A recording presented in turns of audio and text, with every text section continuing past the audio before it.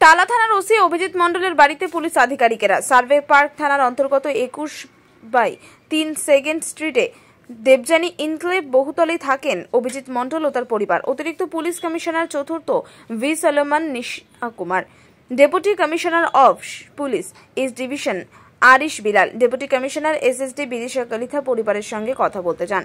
অতিরিক্ত police commissioner চতুর্থ V Solomon Nisha কুমারের বক্তব্য, অভিজিৎ মণ্ডলের পরিবারের সঙ্গে কথা বলতে আমরা এসেছি। সঙ্গীতা মণ্ডল ও তার পরিবারের সদস্যদের সঙ্গে কথা বলেছি। কলকাতা পুলিশ ওনার সঙ্গে আছে, পরিবারের সঙ্গে আছে এবং থাকবে।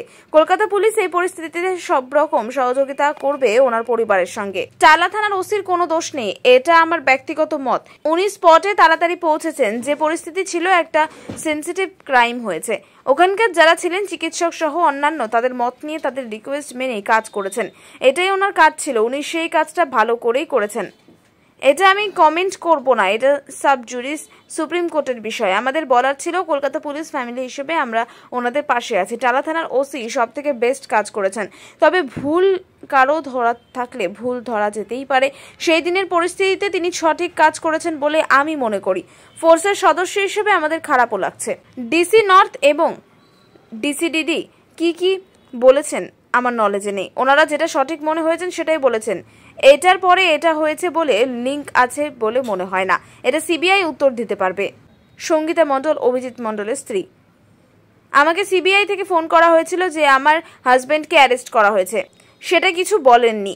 উনি বলেছেন ওনার বেস্টটা দিচ্ছেন। আমরাও দেখছি উনি বাড়িতে আসতে পারেননি, রাত দিন এক করে কাজ করছেন, ওনার বেস্ট করেছেন। কলকাতা পুলিশ আমাদের পাশে আছে। হ্যাঁ, অন্যদিকে চলে যাচ্ছে বলে আমার মনে হচ্ছে। আমার হাজবেন্ড কাজ করেছে, আমরাও চাই উনি খুব কষ্ট করেছেন। আমরা নির্যাতিতার বিচার হোক, আমরাও চাই। আমার দুটো মেয়ে আছে, আমরাও ফিল করতে পারি। তার জন্য যা করার উনি সবটাই করেছেন। উনি সিবিআই এর সঙ্গে কোঅপারেটেড করেছেন। ওনার শরীরটা ভালো নেই, তারপরও উনি গেছেন। তারপরের খবরটা আমি জানি না। ওখান থেকে জানানো হলে ওনাকে অ্যারেস্ট করা হয়েছে।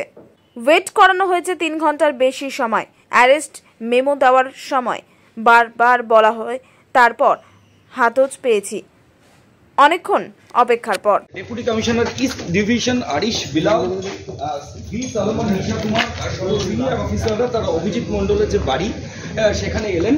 এটা Debjani enclave 21/3 second street survey park থানা এরিয়া। গত পরশুদিন এই NISH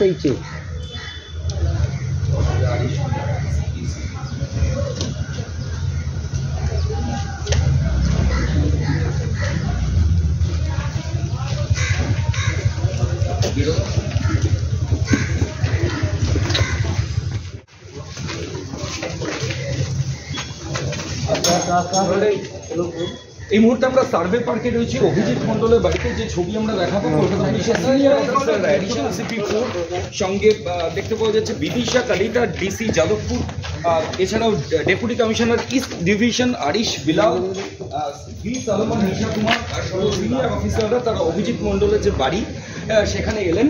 এটা Debjani enclave 21/3 second street survey park থানা এরিয়া।